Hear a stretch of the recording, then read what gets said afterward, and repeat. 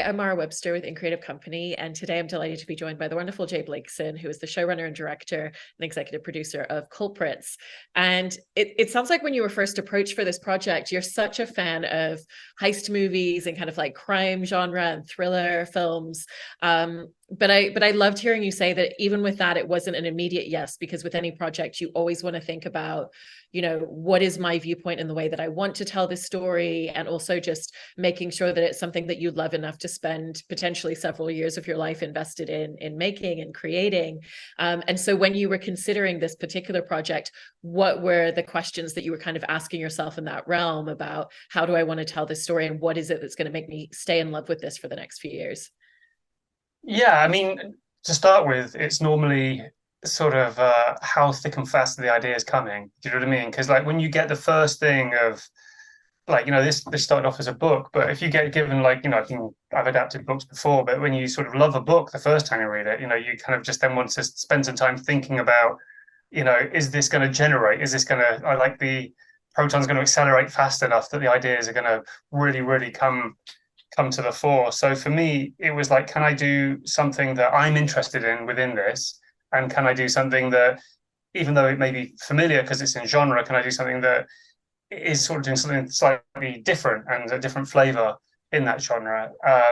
And for me, on this one, the ideas were coming really thick, and you could sort of feel that there was a lot of runway from this central, very simple setup of, what would you do? Well, the setup for me was, what would you do if you had a big bag of money? You could go anywhere and be anyone. And there's lots of questions of that. It's like, well, where does the money come from? What are you going to do with it? Are you going to spend the money? Are you going to not spend the money? Where are you going to go? Are you going to keep on moving around? Are you going to launder your money? Are you going to not spend your money? How long do you wait before you start to feel sort of like you're comfortable? So all these questions started coming really thick and fast, and I started like talking to Stephen about them, and he was just like, whoa, whoa, whoa, let's make a deal, write it down. So we made that deal, and then I knew what the pilot was going to be, but then I could just sort of you have this instinct of like the springboard of the pilot and the character of Joe. You can go and turn this into something that's fun and interesting, entertaining, and thoughtful. And to your point, I love the fact that it's something where we actually know kind of episode one, okay, they achieved the heist, and we're seeing the lead up of how it's going to be pulled off, what happened, what worked well, what went terribly wrong, and then the aftermath. And just the idea that it's like, do you want to continue chasing adrenaline, or do you just want to try and build a quiet family life for yourself? And so as you were looking at each of the characters that you wanted to get a little bit more in depth with, even beyond him as a central character, how did you kind of answer those questions of what would they be pursuing? Well, I think we wanted to start basically from archetypes because everybody knows the genre. And so, Joe is, his role is very basic. He's almost like the bottom rung on the ladder of like a heist crew. He's like, his name is Muscle on the crew. And so he doesn't seem to have many sort of like special skills. He's not particularly remarkable. And in most films, he's the person who's standing behind a more famous person who then gets into a fight, maybe has one line and then gets killed as the famous person gets away. So he's sort of a disposable character normally. And so for me, it was really interesting with him to take a disposable character from other things and then say, well, he's got a life, he's got hopes, he's got dreams. He drops his kids off at school. He wants to open a bistro. It's like what, these people that you sort of dismiss as side characters in a film that, in some heist movies or in crime movies where they are just sort of like the colorful, weird side characters, like the con artist, the sort of weapons expert. Normally it's sort of like the person right in the middle, the sort of the character in this, which is Diane, who is the driving force for all the action. And for me, it was interesting to make her the mystery and then make all these people. It's almost like taking the parents out of the room and letting the kids all plot together.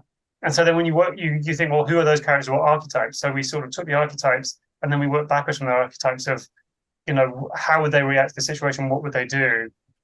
And what's interesting for them, because and then one of them was probably still tracing that feeling and couldn't give up. Is sort of addicted to the life, even though they didn't have to do it anymore. And that was sort of an interesting idea that she sort of didn't know who she was, and that wasn't really a problem. She was just having fun being whoever she was in the moment. Whereas like Joe at the same time is having this crisis about who he is, of like, is he a good guy? Is he a bad guy? She just sort of doesn't care. She's pinballing around, enjoying herself. And then you have someone like Neve Algar's character who is like we think Joe's very, very careful, but she's like monastic in her carefulness. But then in the end, in the modern world, it's hard to be that careful and still and not get caught up in technology's trap. And as soon as like that trap sprung, then she has to kind of go and basically deal with it in her way, which is very different from Joe's way. And so, like the thing about sort of the kids being left in the room, they're not going to agree with each other, but there's no one in charge. They're all sort of jostlings to the who's going to be in charge. So those relationships are sort of put under scrutiny quite quickly. But you have these characters that are recognizable, but you often don't go in depth on them. So the joy of this was to spend more time than you would in the film, because we've got 8 hours rather than 2 hours to really sort of dig into those characters and see how they would react, rather than just focusing on the brains of the outfit and the sidekick. And what I love about the experience of watching the show is it's such a visceral experience in terms of the way that you've so meticulously built, moments and facets of tension, but then you've also kind of like slowed it down and kind of have these vulnerable, intimate moments. And I've heard you kind of saying that the way that you write is you want it to feel on the page the same way that it's going to feel when you watch it. So kind of when you're writing, how do you kind of use language to really mark out even just, okay, this is where I feel like the pacing needs to shift and change a little bit, and here we're going to slow down, and here we're going to kind of speed up and probably have faster edits, but you're essentially communicating that through dialogue and stage directions at that point? Yeah, I mean, I think it's not particularly revolutionary when I sort of use shorter sentences or single words and short words and use staccato rhythms. Like as you're reading the stage directions, it'll be sort of like, he stops, full stop, turns, full stop, moves, full stop, sees, ... something. Do you know what I mean? And so you do that, and people are reading it, and then you can sometimes just put like one word on each line, so they're reading through the pages quickly and turning the pages.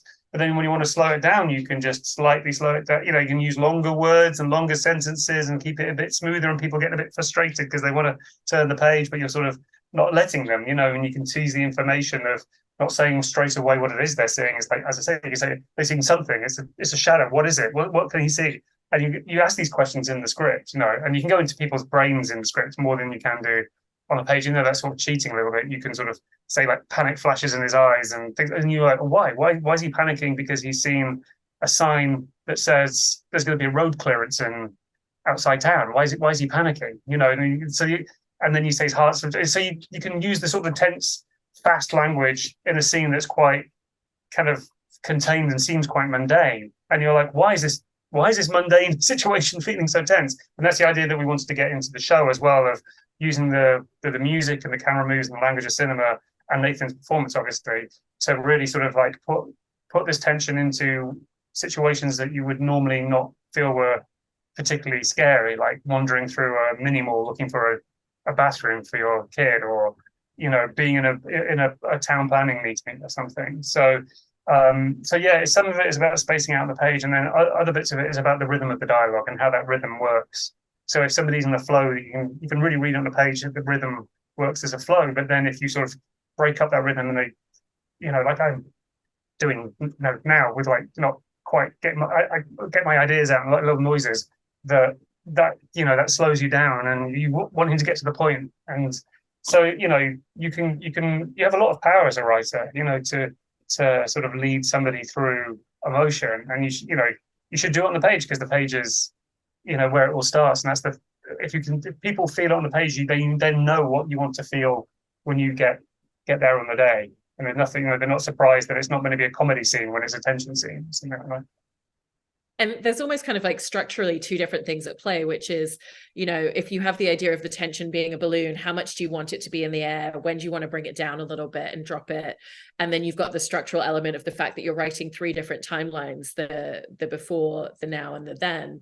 And so kind of like within that, how would you find the different pacing elements of the story, with the fact that it is always this balloon of tension that's kind of going up and down? Because if you hold it up high too long, then you're going to kind of like lose the specialness of creating that feeling for the audience. But if you bring it down and then kind of like pop it back up, then that does something completely different. Yeah, I mean, the jump around of time sort of gives you opportunity for more little mini cliffhangers, like like I guess like ad breaks used to in like network TV, that you can get to a certain point and then leave it. Like one of the first times we jump back in time, he's done something a bit surprising. He's snuck out of his house. He's got in the car. He's driving somewhere. Where's he going? We don't know. But then we go back to the past, and the past you think is going to explain where he's going, but it doesn't really explain completely where he's going. but then he gets to this place and says, oh, what's it? And so you're told this, so he gets a little cliffhanger there, but then when you get into the past, you take it to a point where there's a little bit of an open question there as well. It's like, well, who is this guy? You know, and how did he get to where he is now? Then we cut to the now and he's doing something else. And so you can sort of get to you don't have to answer the questions. You ask a question and you cut somewhere else. And then by the time you got back, you can jump forward in time to sort of get further through the story. So you don't have to do, you don't have to do all the necessary steps. You can go like A, B, C, jump back in time and come back and do like M, N, O, P, and then jump back in time and come back for like, X, Y, Z. So you can use that structure for your own benefit. And on the page, it's sort of, because you can sort of describe where you are very quickly on a page and really situate people. It's a lot easier than when you actually have it on the screen. And that's the thing that sort of took us the longest when we actually got in the edit, was where do we jump back? How long do we jump back for? When do we show it? And a lot of that moved around. And sometimes from episode to episode, we sort of, originally in the first episode, we saw some of the heist, but we realized we didn't need to see any of it until episode 2, because you just didn't care about it. It was just a bunch of people running around. But in episode 2, you knew those people. And so it just had more jeopardy and it just meant more. So, we discovered a lot in the edit, but it does give you this power of like, we can move this around and it means a different thing in a different place and makes the show stronger or weaker. And like it's a real sort of experimental process that, we spent a lot of time in the edit trying to get right. I also love the fact that there's kind of like this undercurrent of subtext in a lot of scenes too, because if we look at scenes with Joe when he's hanging out with his stepkids, those are really, really sweet moments, but there's still kind of this unspoken tension because we know everything else that's happening before and after and leading into it. And was that something that you were thinking about when you were writing the scripts, or was that kind of something that you started to really feel during the editing process? I mean, it's definitely there for his character that we understand what's at stake. If something's coming to get him, then it's probably going to get all of them. And when we first meet him, he hasn't got that in his mind. It's enough time afterwards that he's probably feeling quite safe. He sort of allowed himself to relax. And then when he sort of sees the news at the end of episode 1, he suddenly realizes this entire world that he's created is in danger. So episodes 2 and 3, he's really trying. The cracks start appearing, and then he's trying to paper over the cracks, and they get bigger and bigger and bigger, until he has to sort of do something about it. And so every time he has the kids, an interaction with the kids after that, it just has another little ratcheted up piece of tension about it. And like as I said, there's a bit where they're walking through a mini mall, and then he thinks they're being followed, and you kind of think, oh my god, like, what can he do? Because he's like, has to pretend, as you do as a parent in scary situations. You've got to pretend that you're in control and everything's fine, but you're completely panicking and you don't know what to do. And all he's looking for is like a way to get through the situation, get out. And I'm thinking of like, what am I prepared to do? Because there's a version of it where he confronts the guy and he has to sort of do something very, very violent in front of his kids, and they're going to think, well, who's this? That's not a version of this guy who I know. Who is this guy? And then suddenly you have to explain things to kids, and kids are talking to him. It's like, he's so sort of, he's like almost like I don't know, it's like a balloon that if like any little hole in it, the balloon starts deflating, and he just needs to make sure there's nothing punctures his reality and ruins his thing. And he's sort of just desperately trying to keep it together. Yeah, it's so interesting as well when you bring together this group of characters, and literally one of the parameters that they're given for pulling off this job is don't share any information about yourselves, about your lives. Don't even tell each other your real names. These are your code names for the existence of this. And so what are the challenges that come off the back of that? Because you want the audience to kind of feel like they're getting to know them, but there's kind of some very intentional mystery and mystique around each of them as well. So how would you ask yourself the question throughout the process of how much information, how much do I want to kind of like let you into this character's world, and where does it actually feel important to still kind of keep some things hidden?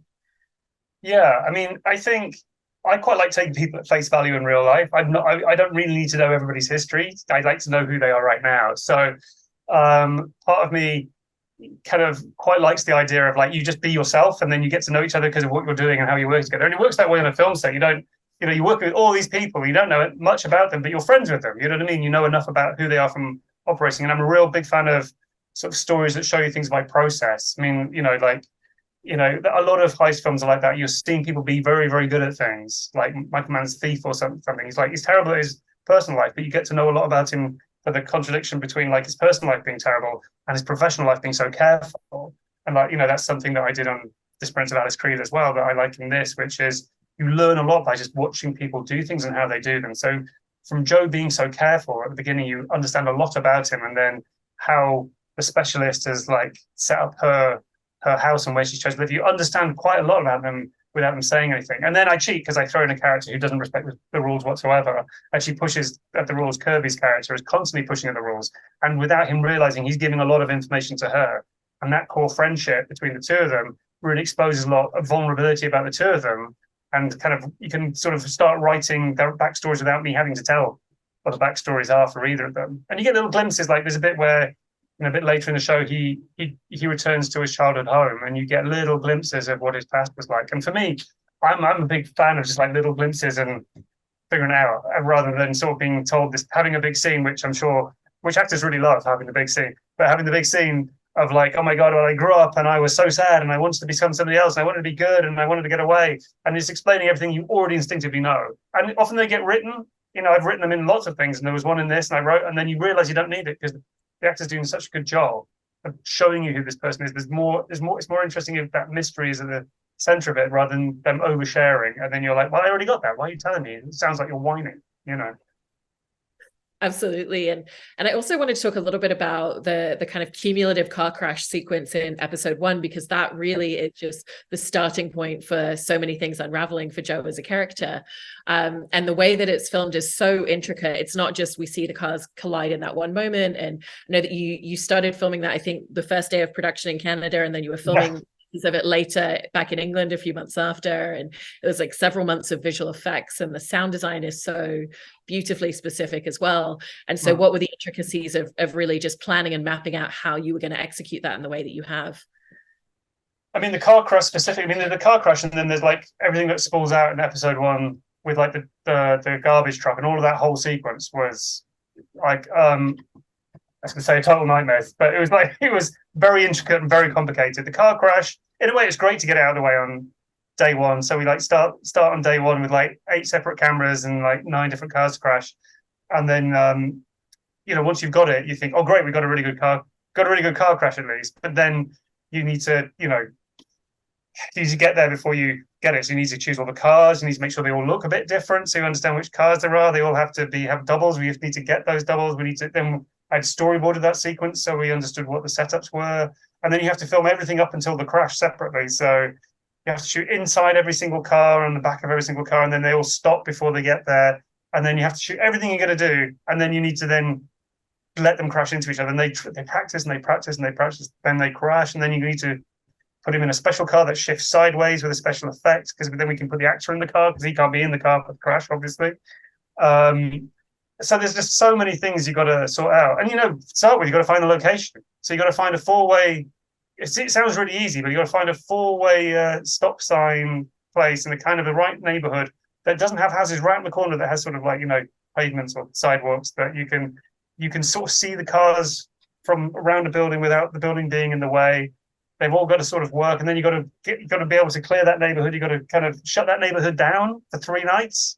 And like make sure nobody's going to be upset about that. It's just logistically very, very complicated. I mean, everything you film is very complicated. And this show was like a 75% location show. So we're constantly moving, going to new locations, shot in 4 different countries. And so starting with something very complicated was sort of part of the course for the rest of the show. But then, as you say, like the garbage truck sequence, we started off in Canada. We're using like, stunt doubles for some of it, obviously. And then we're using second unit to drive by. And then one day, totally rained us out, so we had to go back a week later, and then all the stuff inside the truck is all done in London, and then so you're sort of cutting London back to Canada, back to London, somewhere else entirely for a close up, and it's like a 50,000 piece jigsaw puzzle that you have to just very, very patiently put together. Yeah, because to your point, there's really different intricacies depending on the locations that you're using, because it's like specialist goes off and is kind of like living in a rural landscape where it's snowing all the time. So then you've got inclement weather that you're filming around or creating, and then you've got filming at the Tate Museum in London, which is amazing and so exquisite. But I imagine there's a lot of security and logistical elements that go into a location like that. So is it just kind of like every location just had like a whole different list of intricacies? Yeah, every location has its challenges. Mostly it's like how close can we put put our base camp so we can get there quickly. When we shot in Norway, the problem with that was that we were shooting that in March, and we'd made plans to shoot sort of, because we shot some stuff in Spain. We thought maybe we could go and shoot that in Spain, but the snow was already melting by the time that we were meant to be going there. So then we had to go to Norway and shoot it for real, which was great because there's nothing like going to a place which looks like the place it's meant to be, because it is the place it's meant to be, and you just feel like, oh, we're in this environment. It just feels right. I mean, the take was amazing because I love that room, the Mark Rothko room. And I'd written it in the script specifically to be there, and all the way through we were thinking, oh, we won't be able to shoot there. We were looking at alternative galleries, even maybe building a studio, making sort of lookalikes and stuff like that, which I really didn't like the idea of. But you're always trying to come up with solutions. But all the time I kept to say, well, can we ask? Can we see? Can we ask? Can we wait? And we asked, and eventually it all came together, which is super exciting that we were going to be able to use these paintings and use the real location. We didn't even have to like make fake paintings. They're the real paintings. They're the real Mark Rothko paintings.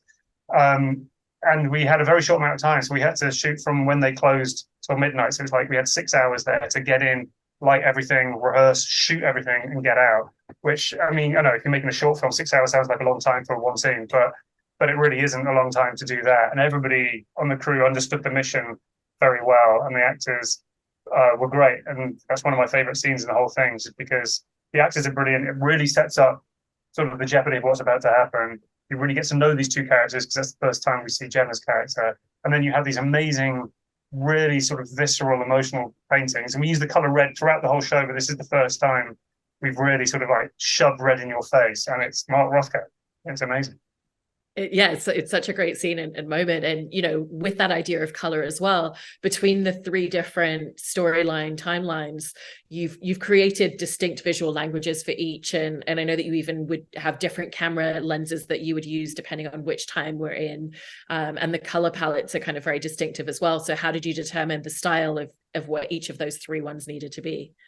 Well, we sort of talked about the color palette of, so I sat with Victor, production designer, and Ian, the costume designer, and Philip, the DP, and we sort of thought about different combinations of colors, and we would put like swatches of colors down and say, well, which colors feel like these places. And we really knew that like red and green and sort of white were sort of like the red and green, black and white was sort of the present day, and so they're used as accent colors all the way through for that one. And then we wanted to very much limit the palette for the heist, so it's mostly blue and yellow in there, because it's really sort of like very different from red and green. Like blue and yellow feels very different, and the way we treated the image is like it's a bit grainier, it's a bit more contrasty. So when you're in those ones, because it's all set in one day, so they're all basically in one or two sets of clothes just for that one day. It's very easily recognizable as that day.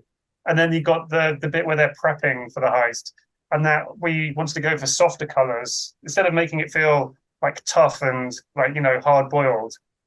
We wanted to go for soft colors. So through those, there's a lot of sort of pastel colors, a lot of white in the colors. So like a lot of Gemma's things, and we want to put Gemma in monochrome, but keep Nathan in sort of lots of different things that don't really match her. So in the take, she's in black and white and there's red on the walls, and he's in this sort of turquoisey teal that doesn't match, and he's in sportswear, so he doesn't match anybody else in that gallery. He looks totally out of place.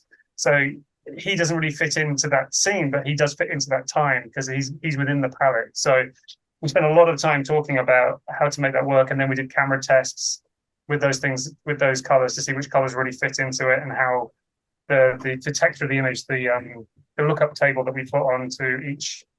It's get very technical, but so basically a bit like an Instagram filter that we put on for each of our rushes, that it just kind of sets 50% of the look in place on the monitor, so you can just sort of see if you're in the right area. And it's like everything else, it's just sort of a slow process of getting it right. And after a while, we could really see that if there was something in the scene that was like wasn't working color wise for the palette, we would just like get rid of it. And a lot of the time when I take one, there'd be like a red cup or something. I'd be like, no, we can't have a red cup. We're in the wrong place. Get rid of the red cup. Bring in an orange cup. That would work. So. And I think people shouldn't really notice it. They should just feel like it's kind of colorful, but sort of instinctively, I think they will feel the difference between it and feel the difference in the texture of the image in a way that's sort of very sort of sort of subconscious, and that sort of semiotic theory kind of way.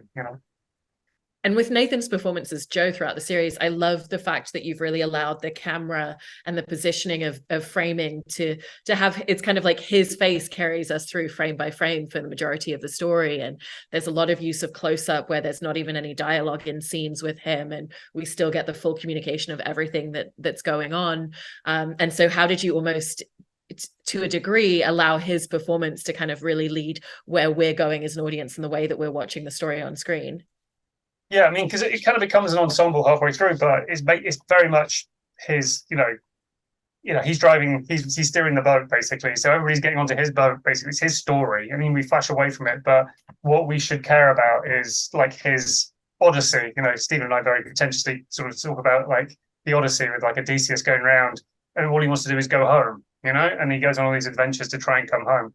And it's a story about somebody who just wants a quiet life, but to get the quiet life, he has to have a very, very noisy life for like some of this story. He has to really sort of face the worst of himself. And so for me, we were always trying to find here, the moments where he was realizing that he was going to have to do some things that he didn't want to do anymore, and how he was going to have to sort of lie and be violent and how violent would he be? Would he allow himself to become that brutal, or does he think that would be him stepping over the Rubicon that you could never return from?